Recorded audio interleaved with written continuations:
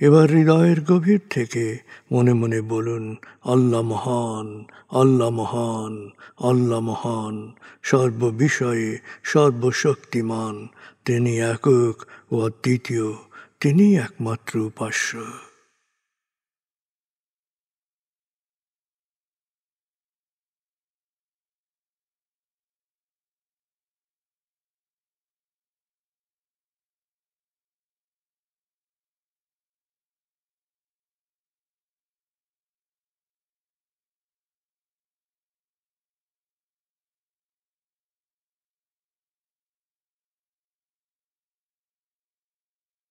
হৃদয়ের গভীর থেকে প্রার্থনা করুন, হে আল্লাহ, তুমি আমাদেরকে বিশ্বাসী, সৎকর্মশীল, সংঘবদ্ধ মানুষ হিসেবে কোয়ান্টাম ফাউন্ডেশনে একাত্ম করেছ। হে আল্লাহ, কোয়ান্টাম ফাউন্ডেশনকে এ যুগের আলোকবর্তিকা হিসেবে, সহস্রাব্দের বাতিঘর হিসেবে কবুল করো। কোয়ান্টাম ঘরে ঘরে, মেডিটেশন ঘরে ঘরে, এ অনুরণন সার্থক করো।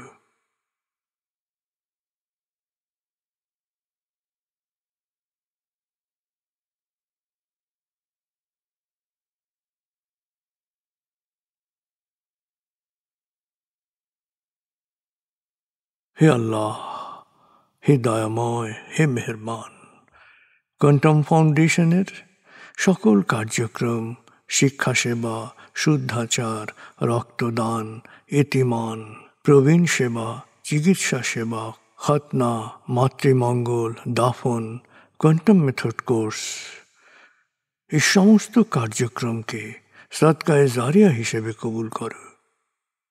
এই কার্যক্রমে যারা সেবা দিয়েছেন তাদের সবার জীবনকে বরকতময়, প্রশান্তিময় করে দাও।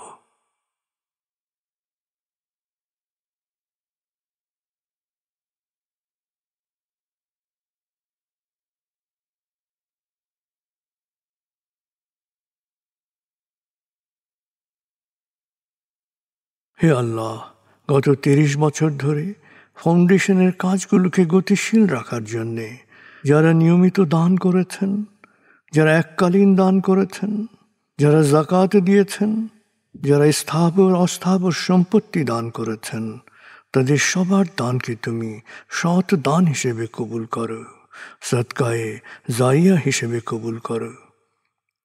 তাদের পরিবারে সুখ ও প্রশান্তি দান করো, তাদের ধন সম্পত্তিতে বরকত দান করো।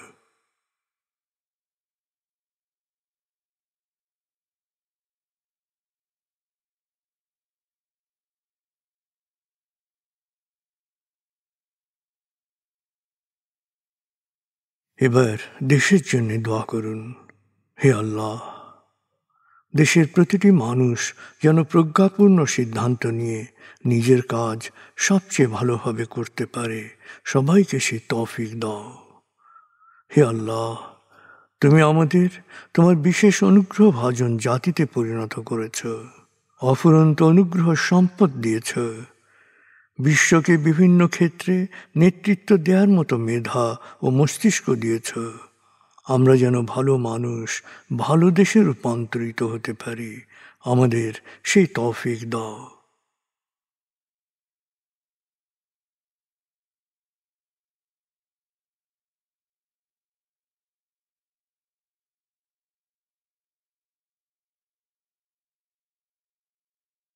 ভালো মানুষ, ভালো দেশ, স্বর্গভূমি বাংলাদেশ। ভালো মানুষ, ভালো দেশ, স্বর্গভূমি বাংলাদেশ। ভালো মানুষ, ভালো দেশ, স্বর্গভূমি বাংলাদেশ। দেশের জন্যে প্রার্থনা করুন। দেশকে যেমন দেখতে চান সেভাবে প্রার্থনা করুন।